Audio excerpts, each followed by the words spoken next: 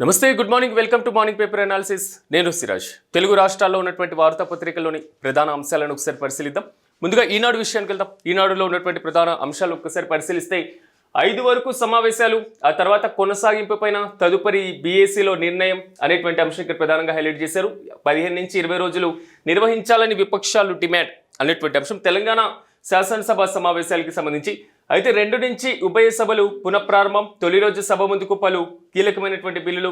ఇక శాసనసభకు హాజరైనటువంటి కేసీఆర్ సభలో ఉన్నది కొద్ది సమయమే. బారాస అధినేతకు దగ్గరికి వెళ్ళి పలకరించిన సీఎం రేవంత్ రెడ్డి అనేటువంటి అంశం. ఈ పిక్ని కూడా ప్రధానంగా జోడించడం జరిగింది. పరస్పరం అభివాదం చేసుకుంటూ ఉన్నారు ముఖ్యమంత్రి రేవంత్ రెడ్డి, మాజీ ముఖ్యమంత్రి బీఆర్ఎస్ అధినేత కేసీఆర్. సో నిన్న ఒక కీలకమైనటువంటి సంఘటన శాసనసభ వేదికగా సాగడం జరిగింది. ఎందుకంటే శాసనసభ శీతాకాల సమావేశాలలో కీలకంగా మారినటువంటి నేపథ్యంలో ఈసారి మాజీ ముఖ్యమంత్రి సభకు హాజరవుతున్నారు అనేటువంటి దాని మీద ఉత్కంఠ కొనసాగింది. బీఆర్ఎస్ శ్రేణులు పదే చెప్పడం జరిగింది. శాసనసభకు వచ్చేస్తున్నారు, శాసనసభలో పూర్తి స్థాయిలో చర్చ సాగబోతుంది, ఖచ్చితంగా అధికార పార్టీ యొక్క ఎత్తుగడలను ప్రశ్నించేటువంటి ప్రకారం బీఆర్ఎస్ పార్టీ ముందుకు వెళ్ళబోతుంది. ఎర్రవల్లి ఫామ్ హౌస్లో కీలకమైనటువంటి సమావేశాలు నిర్వహించారు. సో ఈ సమావేశాల తర్వాత బీఆర్ఎస్ శ్రేణులకి ఒక కొత్త ఉత్సాహం వచ్చినటువంటి పరిస్థితి. ఎందుకంటే గతంలో కేవలం ఒక 2 పర్యాయాలు మాత్రమే కేసీఆర్ శాసనసభకు రావడం జరిగింది. సో సమావేశాల్లో పార్టిసిపేట్ చేయడం, వెళ్ళిపోవడం, ఇలాంటి పరిస్థితి కనబడినటువంటి నేపథ్యం. కానీ ఈసారి పూర్తి స్థాయి సమావేశాలలో పార్టిసిపేట్ చేసేటువంటి అవకాశాలు అయితే చాలా స్పష్టంగా కనబడుతున్నాయి.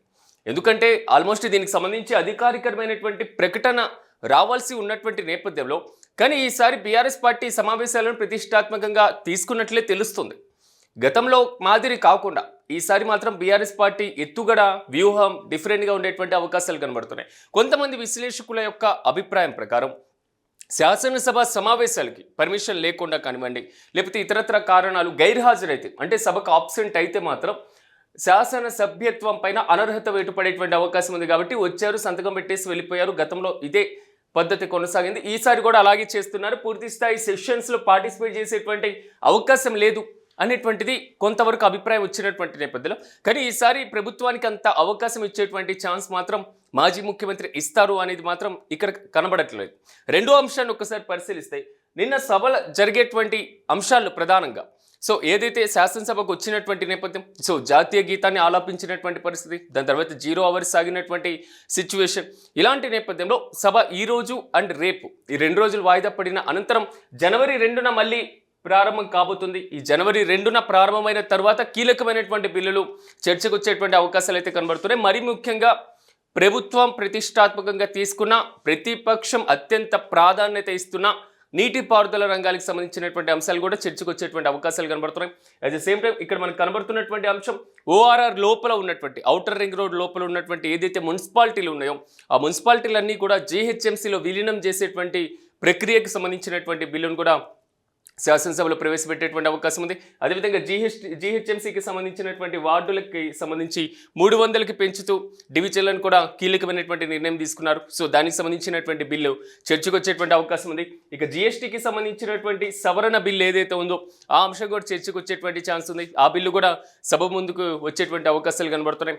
అట్ ద సేమ్ టైం రాష్ట్రంలో ఇంకా ఉన్నటువంటి ఏదైతే కీలకమైనటువంటి అంశాలు ఉన్నాయో ఆ కీలకమైనటువంటి అంశాల్లో మరీ ముఖ్యంగా సాగునీరు, మరీ ముఖ్యంగా త్రాగునీరు, ఈ జల వివాదాలకు సంబంధించినటువంటి అంశాలు ప్రస్తుతం హైలైట్ అవుతున్నటువంటి నేపథ్యంలో 2 పార్టీలకు మధ్య ఈ జల వివాదాలే ప్రధానంగా కారణంగా కనిపిస్తున్నటువంటి నేపథ్యం. కాంగ్రెస్ పార్టీ కూడా అదే బలమైనటువంటి వాదన కనిపిస్తున్నటువంటి నేపథ్యం. సభలో తగ్గేదేలే, మంత్రులు ఎమ్మెల్యేలు బలమైనటువంటి వాదనలు వినిపించాలి.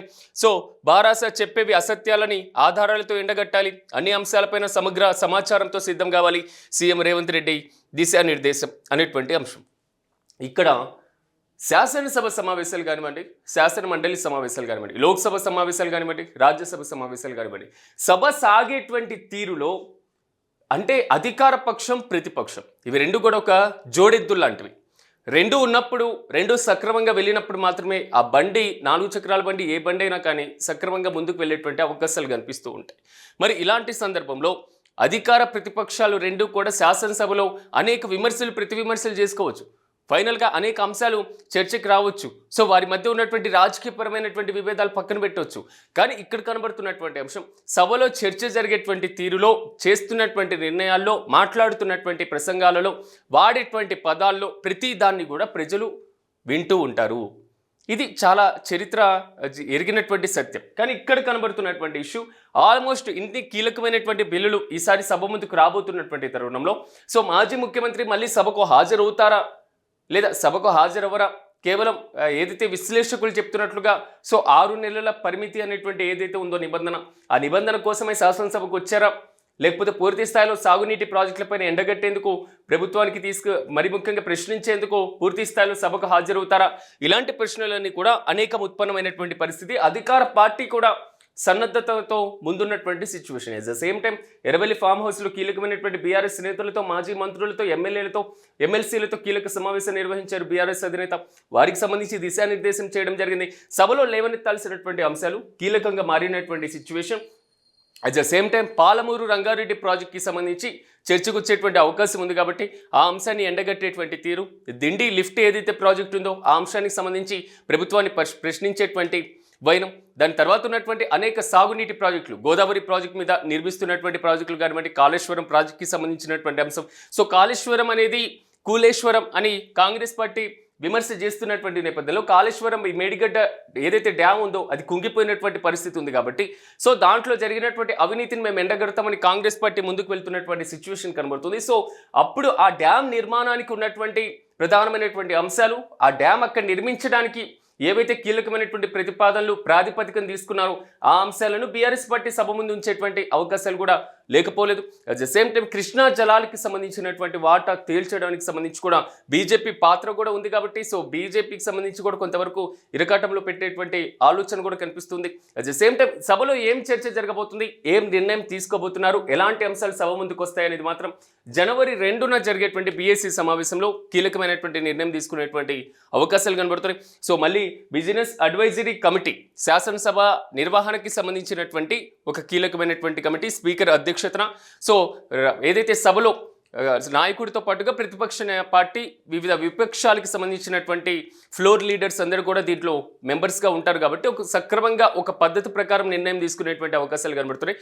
సో షెడ్యూల్లో ఎలాంటి షెడ్యూల్ని రూపొందిస్తారు అనేటువంటి దాని మీద కూడా ఉత్కంఠ కొనసాగుతున్నటువంటి పరిస్థితి చాలా క్లియర్ కట్గా కనబడుతుంది. నిన్న సభలో జరిగినటువంటి ఈ దృశ్యం మాత్రం సోషల్ మీడియాలోనూ హైలైట్ అవుతున్నటువంటి పరిస్థితి. సో చాలా కాలం తర్వాత సభకు వచ్చినటువంటి నేపథ్యంలో ముఖ్యమంత్రి స్వయంగా ప్రతిపక్ష నేత చాంబర్ మరి ముఖ్యంగా ఆయన సీట్ దగ్గరికి వెళ్ళి సో ఎలా ఉన్నారు అని ఆయన ఆరోగ్యాన్ని గురించి వాకబు చేసినటువంటి తీరు కొంతవరకు కూడా అటువైపు బీఆర్ఎస్ శ్రేణులు, ఇటువైపు కాంగ్రెస్ శ్రేణులు ఇద్దరు కూడా దీనికి సంబంధించి కూడా ఆసక్తికరమైనటువంటి పరిణామంగా చూస్తున్నటువంటి పరిస్థితులు కూడా ఇక్కడ కనబడుతున్నాయి. ఇక మున్సిపల్ ఎన్నికలకు తొలి అడుగు, 1న ముసాయిదా ఓటర్ల జాబితా, 10న తుది జాబితా ప్రచురించాలి, రాష్ట్ర ఎన్నికల కమిషన్ ఆదేశం అనేటువంటి అంశాన్ని ఇక్కడ ప్రధానంగా హైలైట్ చేశారు. సో మున్సిపల్ ఎన్నికలకు సంబంధించి 1న ముసాయిదా ఓటర్ల జాబితాను రిలీజ్ చేయాలి అనేది మాత్రం స్టేట్ ఎలక్షన్ కమిషన్ కీలకమైనటువంటి నిర్ణయం తీసుకున్నట్లుగా తెలుస్తుంది. సో దీనికి సంబంధించి జనవరి 10లోగా తుది నోటిఫికేషన్ అంటే జాబితాకు సంబంధించి ఆల్మోస్ట్ ఫైనల్ లిస్ట్ని ప్రిపేర్ చేయాలి, 1న ఓన్లీ డ్రాఫ్ట్ లిస్ట్ ఇవ్వాలి అనేది మాత్రం ఇక్కడ కనబడుతుంది.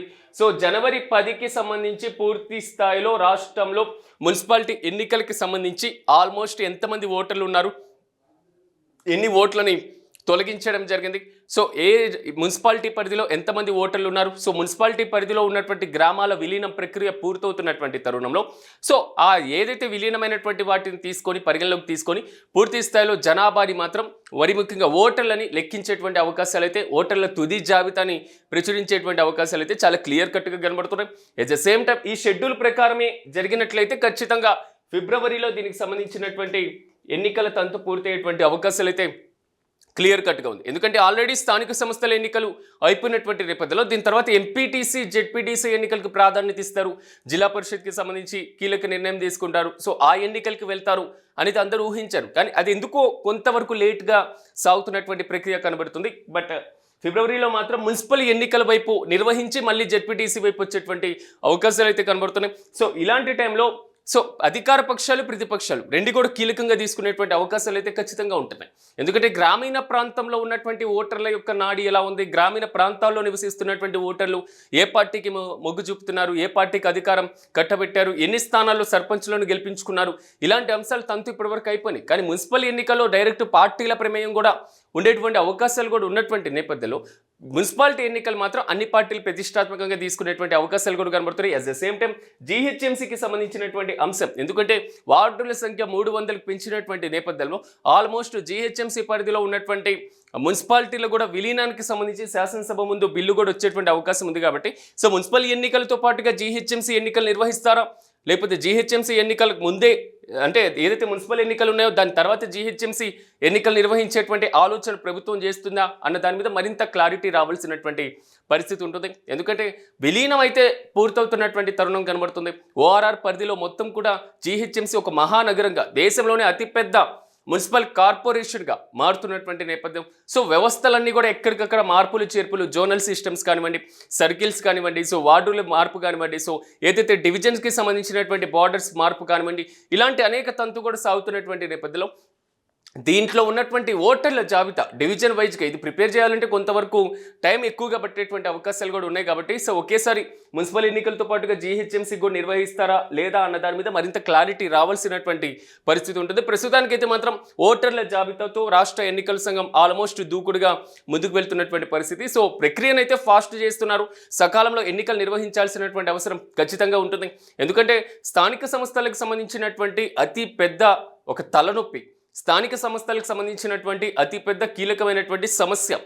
లోకల్ బాడీస్లో గ్రామాల్లో రోడ్లు లేవో, లేకపోతే రహదారులు లేవో, లేకపోతే పూర్తి స్థాయిలో తాగునీరు లేదో, ఇలాంటి సమస్యల కన్నా సకాలంలో ఎన్నికలు జరగకుండా ఉండేటువంటి అతిపెద్ద సమస్య మాత్రం ఎప్పుడు పీడిస్తూనే ఉండేటువంటి పరిస్థితి కనబడుతూ ఉంటుంది.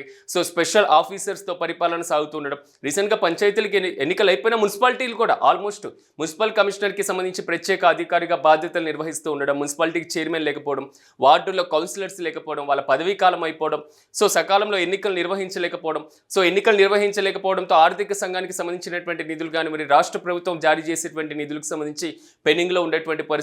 మున్సిపాలిటీకి సంబంధించినటువంటి ఏదైనా కీలక నిర్ణయం తీసుకోవాలనుకున్న మున్సిపల్ కౌన్సిల్ నిర్ణయం తీర్మానం చేయనటువంటి సిచ్యువేషన్. సో ఇలాంటి పరిస్థితులన్నీ కూడా ముందుకు సాగుతున్నటువంటి నేపథ్యం కూడా కీలకంగా మారుతుంది. ఇంకా ఆలస్యం చేయకుండా ముందుకు సాగాల్సినటువంటి పరిస్థితి సిచ్యువేషన్ ప్రెసెంట్ కనబడుతుంది. ఒకవేళ ఆలస్యం చేస్తే మాత్రం ఖచ్చితంగా దీనికి సంబంధించి కూడా కొంతవరకు ప్రతికూల పరిస్థితులే ఉండేటువంటి అవకాశాలు ఉన్నాయి. సో పట్టణ ప్రజలు ఏ పార్టీ వైపు మొగ్గు చూపుతారు, పట్టణ ప్రజలు ఏ పార్టీకి అధికారాన్ని కట్టబెడతారు అనేటువంటి దాని మీద కూడా ఉత్కంఠ కొనసాగుతుంది. ప్రజెంట్ జరుగుతున్నటువంటి సమావేశాలు కానివ్వండి, లేదా చర్చలు కానివ్వండి, తీరుతెన్నులు కానివ్వండి, విమర్శ ప్రతి విమర్శలు కానివ్వండి, వాగ్వాదాలు కానివ్వండి, సో రాజకీయ కీలకమైనటువంటి పరిణామాలు కానివ్వండి, సమీకరణాలు కానీ మొత్తం కూడా వచ్చేటువంటి ఎన్నికల మీద ఖచ్చితంగా పడేటువంటి అవకాశాలు అయితే చాలా క్లియర్ కట్గా కనబడుతుంది. ఇక నెక్స్ట్ ఉన్నటువంటి అంశాలను ఒక్కసారి మనం పరిశీలించేటువంటి ప్రయత్నం చేద్దాం.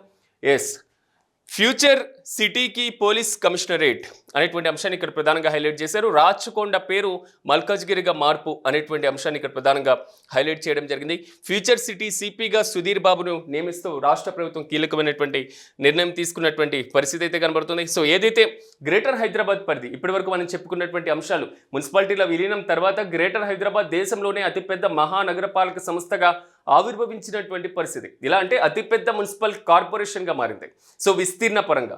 సో అలాంటి టైంలో దీంట్లో ఉన్నటువంటి ఏదైతే అంటే పరిపాలనా పరమైనటువంటివి, పోలీసులకు సంబంధించినటువంటి అంశం కానివ్వండి, మెడికల్కి సంబంధించినటువంటి ఏదైతే డివిజన్లు లేదా ఒక ఏరియాస్ని తీసుకుంటూ ఉన్నారు వాటిని కూడా పునర్వ్యవస్థీకరిస్తున్నటువంటి సిచ్యువేషన్ అయితే కనబడుతుంది. సో ఫ్యూచర్ సిటీ రాష్ట్ర ప్రభుత్వం ప్రతిష్టాత్మకంగా నిర్మిస్తున్నటువంటి తరుణంలో దానికి సంబంధించి కూడా గ్రేటర్ హైదరాబాద్ పరిధిలో 3 పోలీస్ కమిషనరేట్స్ ఏదైతే ఉన్నాయో సో దాన్ని కూడా పునర్వ్యవస్థీకరిస్తూ కూడా కీలకమైనటువంటి నిర్ణయం తీసుకోవడం జరిగింది. సో మల్కాజ్గిరి సిపిగా అవినాష్ మహంతి, ఫ్యూచర్ సిటీ సిపిగా సుధీర్ బాబు, హైదరాబాద్ సిపిగా రమేష్ రెడ్డి, యాదాద్రి సిపిగా ఆకాంక్ష యాదవ్ను బదిలీ చేస్తూ ప్రభుత్వం కూడా ఉత్తర్వులు జారీ చేసినటువంటి పరిస్థితి అయితే ఇక్కడ క్లియర్ కట్గా కనబడుతుంది. ఇకపైన రాచకొండ పేరును మల్కాజ్గిరిగా మారుస్తూ కూడా నిర్ణయం తీసుకున్నటువంటి సిచ్యువేషన్ అయితే చాలా స్పష్టంగా కనబడుతుంది. సో ఏపీ జిల్లాలకు సంబంధించినటువంటి అంశాన్ని మనం డిస్కషన్ చేద్దాం. సో ఇలాంటి అంశాలు ఈనాడులో ప్రధానంగా వేయడం జరిగింది. ఒకసారి సాక్షి విషయానికి వెళ్దాం. సాక్షిలో ఉన్నటువంటి ప్రధానమైనటువంటి అంశాలను ఒకసారి పరిశీలిస్తే ఈసారి ఎదురు దాడి, మంత్రులు ప్రభుత్వ విప్లు అటాక్ మోడ్లోకి రావాలి అనేటువంటి అంశాన్ని ఇక్కడ ప్రధానంగా హైలైట్ చేశారు. ఏదైతే శాసనసభ సమావేశాలకు సంబంధించి ఇప్పటి వరకు మనం మాట్లాడినటువంటి ప్రధానమైనటువంటి అంశాన్ని ఇక్కడ ప్రధానంగా హైలైట్గా ప్రధాన శీర్షికలు వేయడం జరిగింది. ఇక గడ్డం పెంచినోళ్ళంతా గబ్బర్ సింగ్ కాలేరు, మీసాలు పెంచడం సులువు, పాలన చేయడమే కష్టం కేటీఆర్ అన్నటువంటి వ్యాఖ్యలు. పాలమూరు పైన రంధ్రాన్వేషణ చేస్తే రాష్ట్రానికే నష్టం, ఇక కేసీఆర్ సభకు వస్తున్నారని తెలిసి నీళ్లపైన చర్చకు ప్రిపేర్ అవుతున్నారు అనేటువంటి అంశానికి ప్రధానంగా హైలైట్ చేయడం జరిగింది. శాసనసభ సమావేశాలకు సంబంధించినటువంటి ప్రధానమైనటువంటి విమర్శల్లో ఒకటిగా పరిగణిస్తున్నటువంటి పరిస్థితి. సో బీఆర్ఎస్ పార్టీ కూడా ఆల్మోస్ట్ దూకుడు పెంచుతున్నటువంటి పరిస్థితి కనబడుతుంది. ఎక్కడ ప్రభుత్వానికి ఒక అవకాశం ఇవ్వకుండా రాష్ట్ర ప్రభుత్వం ప్రజెంట్ 2 ఏళ్ల కాలంలో ఇచ్చినటువంటి ప్రాధాన్యతను ఈ 10 ఏళ్ల బీఆర్ఎస్ కాలానికి ముందున్నటువంటి కాంగ్రెస్ ప్రభుత్వం తెలంగాణకి ఇచ్చినటువంటి నీళ్లు, నిధులు, నియామకాలకు సంబంధించినటువంటి ప్రధానమైనటువంటి అంశాలు. సో ఇవన్నీ కూడా చర్చకు వచ్చేటువంటి అవకాశాలు అయితే చాలా స్పష్టంగా కనబడుతున్నాయి. ఈ 10 ఏళ్ల బీఆర్ఎస్ పాలనకు సంబంధించినటువంటి అంశాలపైన మాత్రం కాంగ్రెస్ పార్టీ విమర్శలు ఎక్కువ పెట్టేటువంటి ఛాన్సెస్ కనబడుతున్నాయి. సో ఇరు పార్టీలు కూడా ఎవరికి అవకాశం ఇవ్వకుండా, ఎక్కడ ఒక ఛాన్స్ కూడా ఇవ్వకుండా పూర్తి స్థాయిలో సన్నద్ధతతో ముందుకు వెళ్తున్నటువంటి సిచ్యువేషన్ కనబడుతుంది. ఓవరాల్గా రేపు నీటిపారుదల రంగాలకు సంబంధించినటువంటి అంశాలపైన పోలవరం మరి ముఖ్యంగా ఏదైతే పోలవరం బర్గచర్ల, పోలవరం నల్లమల్ల సాగర్ ఆంధ్రప్రదేశ్ ప్రభుత్వం ఏదైతే నిర్మించాలి అనుకుంటుందో ఆ అంశాల పట్ల కానివ్వండి, సో కృష్ణా జలాలకు సంబంధించినటువంటి అంశాలు కానివ్వండి, గోదావరి జలాలకు సంబంధించినటువంటి అంశాలు కానివ్వండి, పాలమూరు రంగారెడ్డి కానివ్వండి, దిండి లిఫ్ట్ కానివ్వండి, సో కాళేశ్వరం ప్రాజెక్ట్కి సంబంధించినటువంటి అంశాలు కానివ్వండి, ఇవి ఓవరాల్గా మాత్రం ఇరు పార్టీల చర్చ అనంతరం ఎలాంటి నిర్ణయం వస్తుంది, సో ఎలాంటి చర్చ పూర్తి స్థాయిలో సరళవంతంగా సాగుతుంది అనే దాని మీద మాత్రం మరింత ఉత్కంఠ కొనసాగుతున్నటువంటి సిచ్యువేషన్. సో శాంతి ఒప్పందానికి చేరువలో ఉక్రెయిన్ రష్యా యుద్ధంతో ముగిసిపోతుందన్న సంకేతాలను అమెరికా అధ్యక్షుడు డొనాల్డ్ ట్రంప్ ఇచ్చినటువంటి పరిస్థితి అయితే కనబడుతుంది.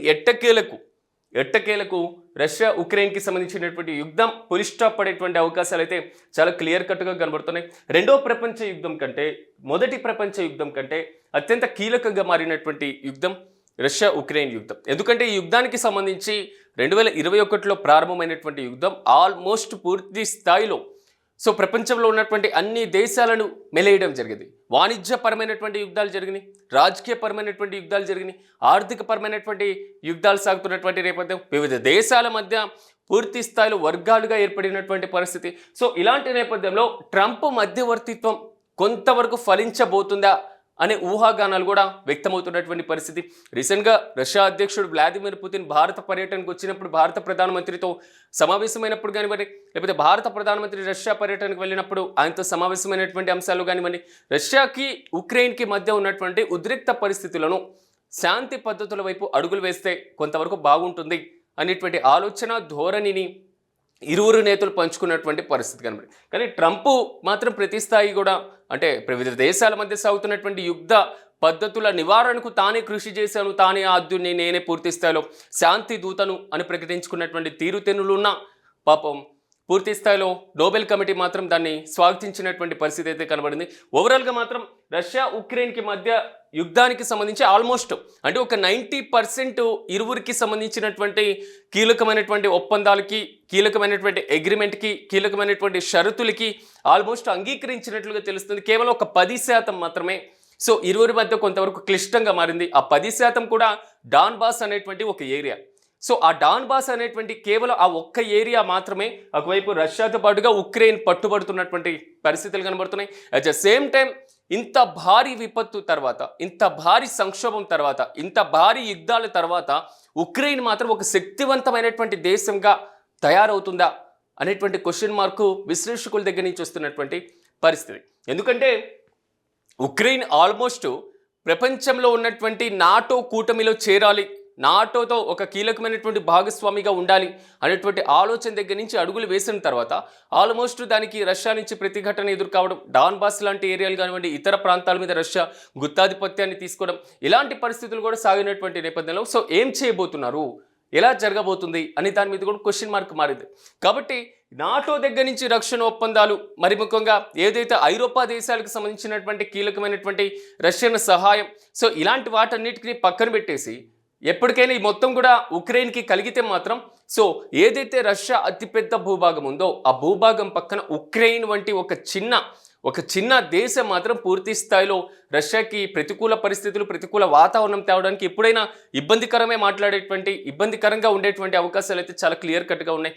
కాబట్టి ఉక్రెయిన్కి సంబంధించి రష్యా అయితే ఉక్కుపాదంతో మోపినటువంటి పరిస్థితి. ఇక్కడ ఒక్కసారి గమనించాలి, ఇన్నేళ్ల యుద్ధం సాగుతుంది, ఇన్నేళ్ల తంతు ఇదాగే కొనసాగుతున్నటువంటి నేపథ్యం, కానీ రష్యా ప్రపంచంలోనే అతి పెద్దదైనటువంటి భూభాగం కలిగిన దేశం, అంత పెద్ద భూభాగానికి కలిగినటువంటి ఆ దేశాన్ని ఉక్రెయిన్ అనేటువంటి ఒక చిన్న దేశం ఇన్నేళ్ల పాటు యుద్ధంలో పోరాటం చేస్తూనే ఉంది అంటే ఆ ఉక్రెయిన్కి సంబంధించినటువంటి ఏ విధంగా రక్షణపరమైనటువంటి అంశం ఉందో ఒకసారి మనం ఆలోచించుకోవాలి. అంటే ప్రపంచ దేశాలు దానికి సైనికపరమైనటువంటి సహకారం అందించారా, రక్షణ ఆయుధాలకు సంబంధించినటువంటి సహకారం అందించారా అనేటువంటి ఇష్యూస్ని పక్కన పెట్టేస్తే కొంతవరకు ఆ యుద్ధంలో అది నిలబడగలుగుతుంది అనేది మాత్రం క్లియర్ కట్గా కనబడుతుంది. సో ఎదుటి వ్యక్తి ఎంత బలవంతుడైనా ఎంత పెద్దవారైనా మన మనోధైర్యం మనల్ని యుద్ధానికి ముందు నిలబెడుతుంది అనేటువంటి ఇష్యూ ఇక్కడ కొంతవరకు కనబడుతున్నటువంటి పరిస్థితి ఉందని కొంతమంది విశ్లేషకులు కూడా భావిస్తున్నారు. కానీ యుద్ధం చెయ్యాలి, యుద్ధం సాగాలి, ఒక దేశం మరో దేశం మీద యుద్ధం పూర్తి స్థాయిలో సన్నద్ధత కావాలి,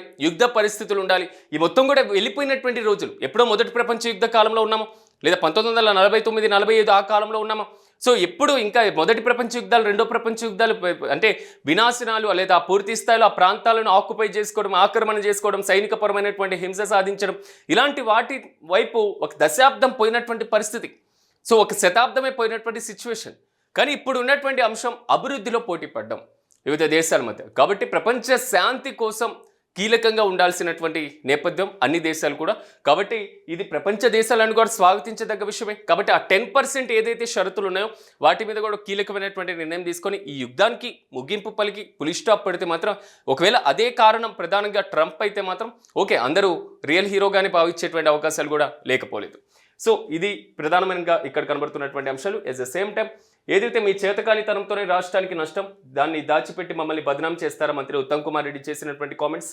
ఇక కాంగ్రెసే పాలమూరును అడ్డుకుంది, 10 ప్రాజెక్టులకు అనుమతుల్లో మేము 7 సాధించే మాజీ మంత్రి హరీష్ రావు చేసినటువంటి కామెంట్స్ని కూడా ఇక్కడ ప్రధానంగా హైలైట్ చేయడం జరిగింది. ఒకసారి ఆంధ్రజ్యోతి విషయానికి వెళ్దాం. ఆంధ్రజ్యోతిలో ఉన్నటువంటి ప్రధానమైనటువంటి అంశాలు ఒక్కసారి మనం పరిశీలిస్తే 28 జిల్లాలు ఖరారు. సో కొత్త జిల్లాలు 2 మార్కాపురం, పోలవరానికి క్యాబినెట్ ఓకే. 17 జిల్లాల్లో మొత్తం 25 మార్పులకు ఆమోదం. సో అన్నమయ్య జిల్లా కేంద్రం ఇకపైన మదనపల్లిలో ఉండబోతుంది. ఆ జిల్లా పూర్తిగా పునర్వ్యవస్థీకరణ చేసినటువంటి పరిస్థితి. రాయచోటి నియోజకవర్గం కూడా అందులోనే ఉండేటువంటి అవకాశం. సో కడపకు రాజంపేట, తిరుపతికి రైల్వే కోడూరు, నెల్లూరు, తిరుపతి జిల్లాల్లోనూ మార్పులు. అద్దంకి నియోజకవర్గం ప్రకాశం జిల్లాలోకి, అద్దంకి సబ్ డివిజన్లోకి మరి ప్రధానంగా దర్శి, అదేవిధంగా ఆదోని మండలం 1, 2గా విభజనం. సో రెవెన్యూ డివిజన్గా మడకసిర, పలు మండలాల మార్పు, సబ్ డివిజన్లుగా బనగానపల్లె, అడ్డరోడ్డు జంక్షన్. ఇక పెనుగొండకు వాసవి పెనుగొండగా నామకరణం చేసినటువంటి పరిస్థితి. రేపు తుది నోటిఫికేషన్ జనవరి 1 నుంచి అమలు. మంత్రులు అనగాని నాదెళ్ల సత్యకుమార్ వెల్లడి. కేబినెట్ సమావేశంలో మంత్రి మండిపల్లి కన్నీరు పెడుతున్నటువంటి పరిస్థితి అయితే కనబడుతుంది. జిల్లా కేంద్రంగా రాయచోటిని తీసేయడం పైన ఆవేదన. సో మంత్రి మండలిలో స్తబ్దత, ఓదార్చిన సీఎం, నియోజకవర్గ అభివృద్ధి పైన హామీ అనేటువంటి అంశాన్ని ఇక్కడ ప్రధానంగా హైలైట్ చేయడం జరిగింది. ప్రధానంగా రాయచోటిని జిల్లా కేంద్రంగా తీసివేయడం పైన రాష్ట్ర మంత్రివర్గ సమావేశంలో కన్నీరు పెట్టడం జరిగింది. సో ముఖ్యమంత్రి ఓదార్చి ఆ నియోజకవర్గ అభివృద్ధి కోసం పూర్తి స్థాయిలో హామీ ఇచ్చినటువంటి పరిస్థితి అయితే కనబడింది. ఓవరాల్గా మాత్రం జిల్లాల విభజన, జిల్లాల పునర్వ్యవస్థీకరణ అనేది ఒక కీలకమైనటువంటి సెంటిమెంట్. వీటి మీద ఎందుకు జిల్లాలకు అంత ప్రాధాన్యత ఇస్తారు, జిల్లా కేంద్రాలకు అంత ప్రాధాన్యత ఇస్తారు, జిల్లాలకు సంబంధించినటువంటి పేర్ల అంశాన్ని అంత కీలకంగా తీసుకుంటారు అంటే, జిల్లాలో ఉన్నటువంటి ఒక మారుమూల గ్రామంలో, ఒక మారుమూల తండా ప్రాంతంలో నివసించేటువంటి ఒక వ్యక్తి తనకు ఏ చిన్న అవసరం కావాలి అన్నా మండలానికి వెళ్తూ ఉంటారు. అంతకు మించి వెళ్ళాలి అంటే పూర్తి స్థాయిలో జిల్లాకి వెళ్తూ ఉంటారు. వన్స్ అతను జిల్లాకి వెళ్ళారు అంటే తను వెళ్ళినటువంటి పని 100% పూర్తయ్యేటువంటి అవకాశాలు కనబడుతున్నాయి. సో అలాంటి జిల్లా అనేది ఆ వ్యక్తికి, ఆ గ్రామానికి పూర్తి స్థాయిలో ఒక సెంటిమెంట్గా పరిగణించబడేటువంటి అవకాశాలు ఉన్నాయి. మరి ముఖ్యంగా ఒక జిల్లాకి, మరి ముఖ్యంగా ఒక ప్రాంతానికి అత్యంత కీలకంగా ఒక చరిత్రే ఉందనుకోండి. ఎగ్జాంపుల్గా మన పల్నాడు జిల్లాని తీసుకుందాం. పల్నాడు జిల్లాలో పల్నాటి యుద్ధాలు జరిగినాయి, లేదా పల్నాడు జిల్లాలో అత్యంత కీలకంగా సాగినటువంటి పరిస్థితి ఉంది అనేటువంటి అంశం పరిగణలోకి తీసుకున్నా. లేదా గుంటూరు జిల్లాలో కొండవీడుకు సంబంధించినటువంటి రెడ్డి రాజుల పరిపాలనకు సంబంధించినటువంటి అంశాలు తీసుకున్నా. సో ఆ ప్రాంతం అనేది ఏదైతే గత పరిపాలన, గత చారిత్రాత్మకమైనటువంటి సంబంధం ఉన్నటువంటి ఏరియాలోనే కీలకంగా మారితే మాత్రం ఖచ్చితంగా వాటిని ఒక జిల్లాలుగా ఏర్పాటు చేస్తే వారికి అంతకంటే పెద్ద సంతోషం ఉండదు. కానీ మారుతున్నటువంటి ఈ జిల్లాలు మాత్రం పూర్తి స్థాయిలో జనవరి 1న అమల్లోకి వచ్చేటువంటి అవకాశాలు కనబడుతున్నాయి. క్యాబినెట్ మాత్రం ఆల్మోస్ట్ దీనికి ఓకే చెప్పినటువంటి పరిస్థితి అయితే క్లియర్ కట్గా కనబడుతుంది. ఇవి తెలుగు రాష్ట్రాల్లో ఉన్నటువంటి ప్రధానమైనటువంటి వార్తాపత్రికల్లో వచ్చినటువంటి అంశాలు.